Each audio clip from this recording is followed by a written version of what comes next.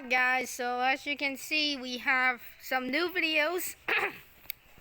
Don't blame me that this is AI because I don't know, but I'm just gonna describe how this video tells you because these are the strangest fruits that you ever seen. Give 1 second, let me get my volume a bit downer so that you guys won't get deaf after hearing. From import into the United States for 18 years. Okay, imports. Japanese restaurants in New York paid $100 a kilogram on the black market. Okay. This is Every Citrus Explained. Citrus. Yuzu. Yuzu was banned from import into the United States for 18 years. Oh, why? Not because it was dangerous, because American citrus growers lobbied the USDA to block Japanese imports under the same agricultural protectionism that kept Alfonso mangoes out of the country for 2 decades. The official justification was disease prevention. Yuzu trees can carry citrus canker, a bacterial infection that threatens domestic crops. Japanese exporters argued that processed yuzu juice posed no canker risk. The USDA disagreed and held the ban until 2007. During those 18 years, Japanese restaurants in New York and Los Angeles paid up to $100 a kilogram for yuzu smuggled in suitcases or moved through gray market importers. Yuzu tastes like lemon, mandarin, and grapefruit simultaneously. A flavor profile no other citrus replicates and no combination of other citrus can substitute. Every chef who tried replacing it with a lemon grapefruit blend described the result as close but wrong in ways that mattered. When the ban lifted, yuzu appeared on tasting menus across the country within months. The fruit chefs had been smuggling for 18 years turned out to be exactly as irreplaceable as they had been saying. Wow, they look cool. Finger lime. Finger lime. Okay. The inside of a finger lime is not flesh. It is thousands of tiny spheres, each a perfect bubble of citrus juice roughly the size of a fish egg, that sit loosely inside the skin and release individually when pressure is applied. The texture in the mouth is identical to caviar. Caviar? Australian chefs call it citrus caviar and charge accordingly, up to $150 a kilogram at peak demand. Finger lime grows wild in the subtropical rainforests of Queensland and New South Wales, where Aboriginal Australians harvested it for thousands of years. Commercial cultivation is difficult. The plant is slow-growing, requires specific soil conditions, and produces fruit only after several years of establishment. Supply has never caught up with demand. The spheres range from white to pink to green, depending on the variety, each with slightly different flavor intensity. A fruit that looks like a small green finger on the outside contains something inside that has no equivalent in any other food category. Want to explore Vibismo's drawing beyond the data? Join me on the purple chair. Just watch the rats. Get out real case. Buddha's hand. Buddha's hand. Buddha's hand has no flesh, no juice, and no seeds. The entire fruit is fingers. Long yellow protrusions from a central base, resembling a hand in prayer, or the tentacles of a sea creature. Nothing to eat. The interior is white pith all the way through. The point is the zest. The zest? Buddha's hand produces more fragrant zest per surface area than any other citrus. Intensely floral with a perfume that fills a room when cut. Buddhist temples in China and Japan have used it as an offering for centuries because it does not rot quickly. Placed on an altar, it holds its fragrance for weeks. In American specialty markets, it sells for $15 to $20 per fruit. Most buyers have no clear plan when they purchase it. They buy it because it looks like nothing else in the produce section and smells extraordinary when picked up. The citrus that exists primarily as a fragrance object has a more reliable American market than several edible varieties. Blood orange. Blood orange. Blood orange is red inside, and the color only appears under specific climatic conditions. Let me pause first. So, hear me out. So, I think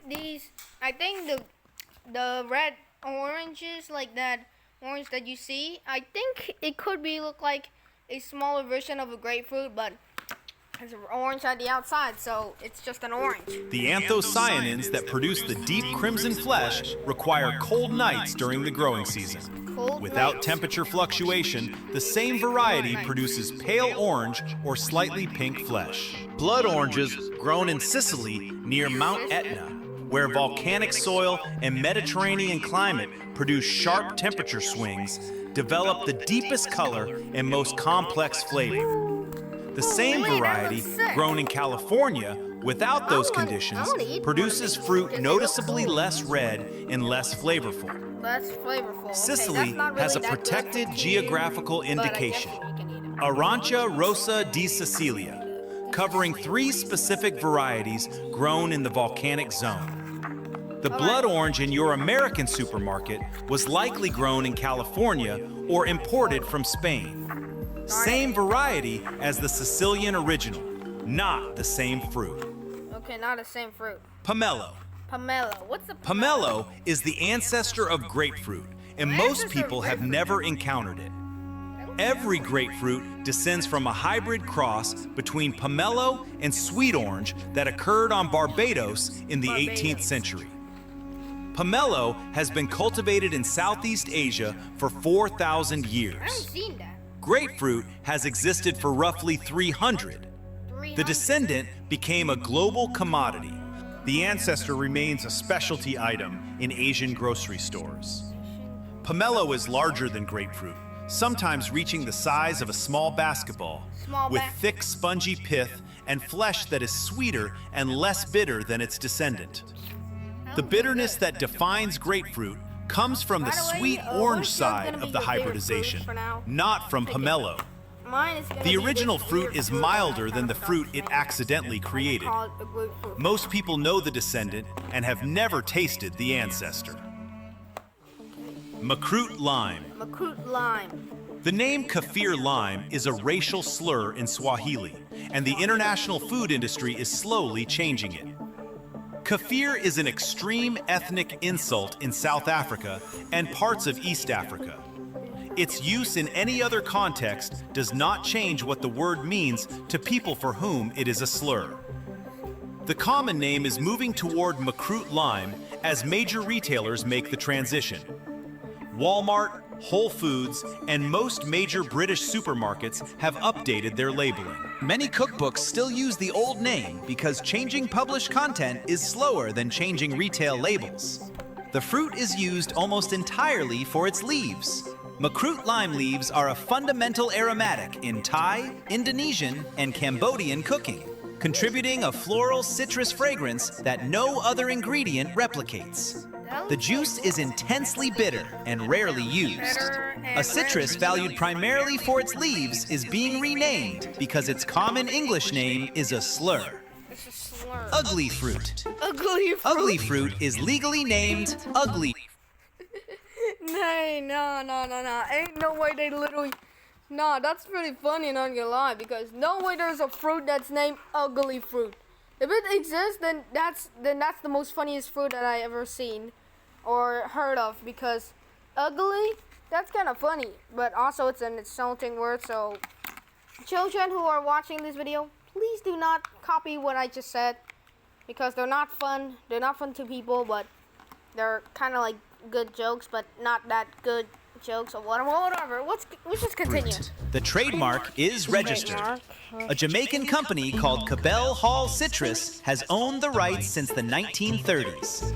The fruit is a natural hybrid, mandarin, grapefruit, and sweet orange, that grows in Jamaica and looks exactly as the name suggests. Skin loose, wrinkled, greenish yellow, mottled in ways no produce grower would normally consider acceptable for retail display. The flesh inside is sweeter than any of its parent That's what they fruits, called it. with almost none of grapefruit's bitterness. Okay. Ugly fruit is available only in winter, one of the few citrus varieties with a genuine seasonal limitation. It appears sporadically in specialty sections of American and British supermarkets, purchased primarily by buyers who notice the name and want to know what it tastes like. Yeah. A fruit that sells on the strength of being called ugly has sustained a commercial market for nearly a century.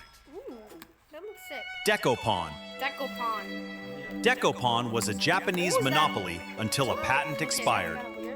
The mandarin, seedless, fiber-free, with a distinctive bump on top, was developed in Japan in 1972 and sold for up to $10 per fruit in gift packaging. Japanese agricultural cooperatives held it under tight control, limiting production and maintaining premium pricing. When the plant patent expired in 2011, California growers obtained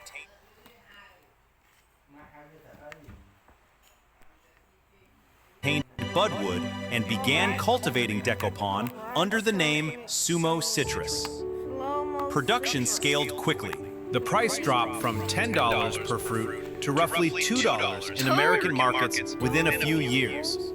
Japanese producers watched their pricing power disappear when patent protection ended.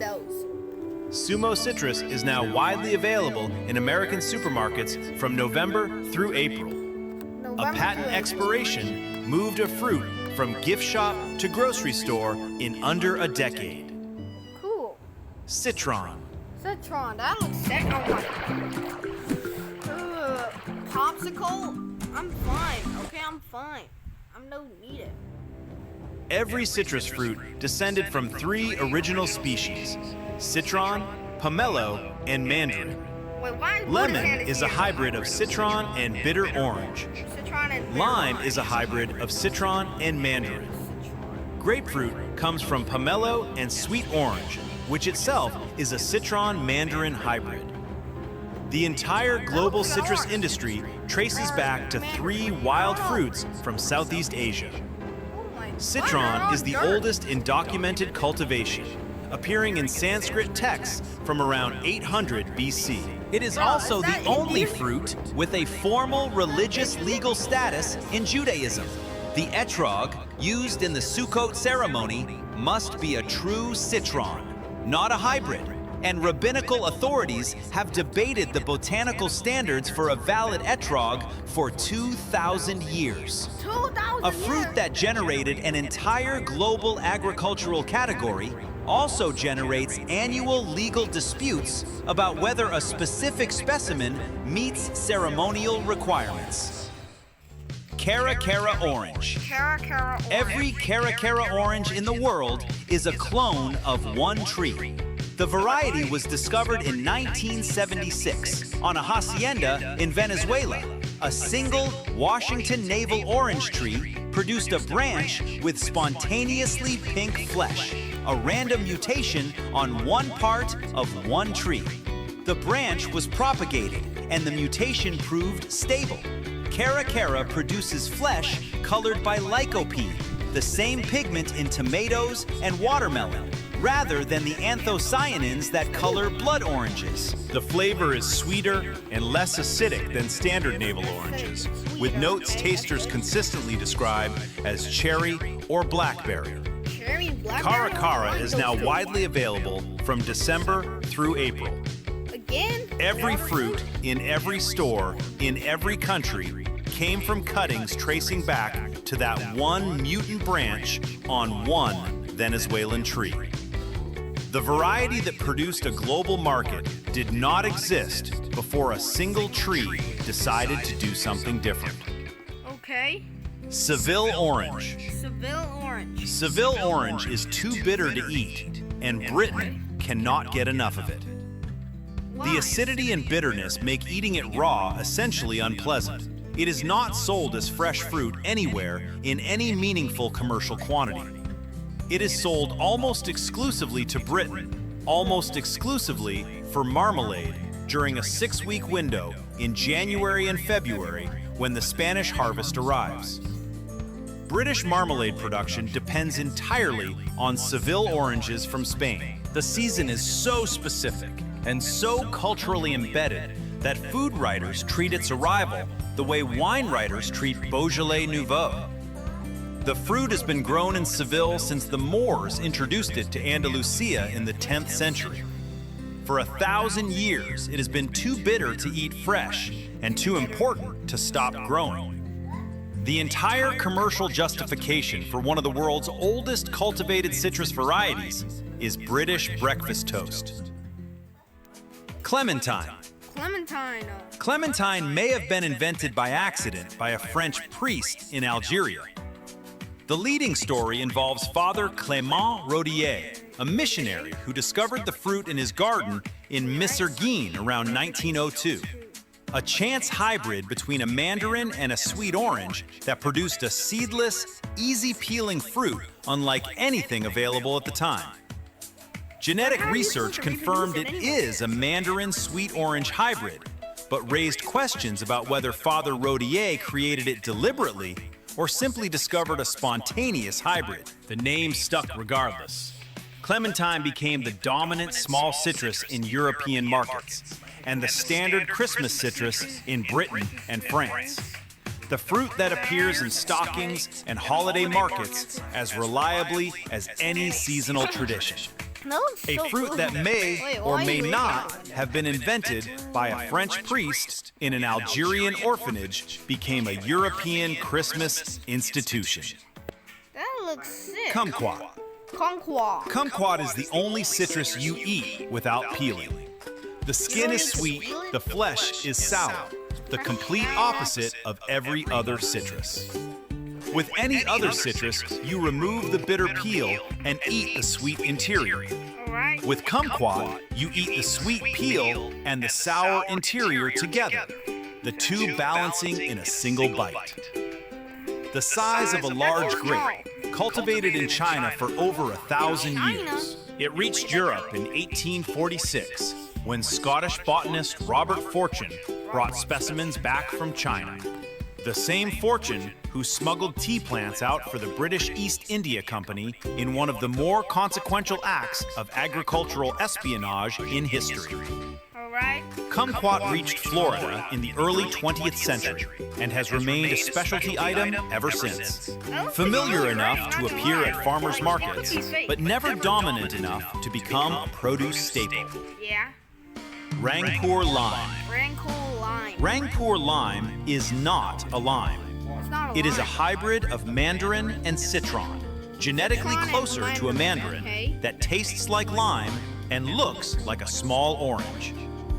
The confusion is built into the name. Rangpur is a city in what is now Bangladesh, where the fruit has been cultivated for centuries. It arrived in Florida in the late 19th century and was classified as a lime because of flavor rather than genetics. The sharp, aromatic, lime-like profile made it useful for cocktail production, which is why Tanqueray developed a Rangpur-infused gin in 2006. Alright, that looks sick. Most people who drink Tanqueray Rangpur assume Rangpur is a place or a style rather than a fruit. The gin is named after a fruit most of its drinkers have never seen.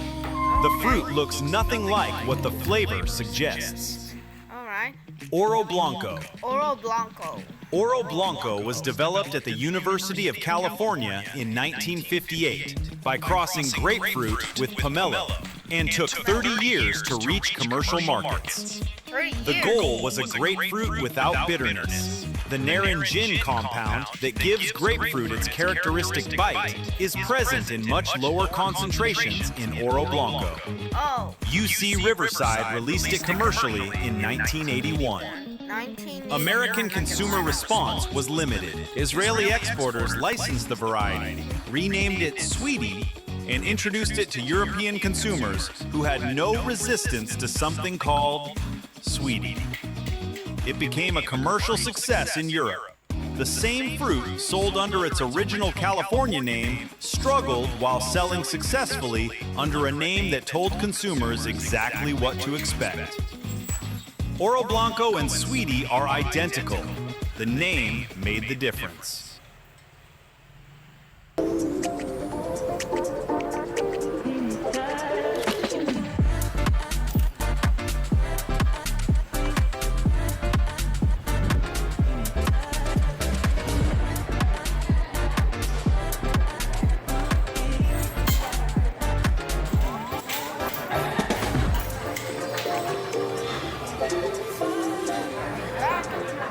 on it. Oh, you serious? Alright guys, so I guess this is the end of the video. But by the way, if you like and subscribe to my channel, I will actually make more videos of this. Alright? Bye.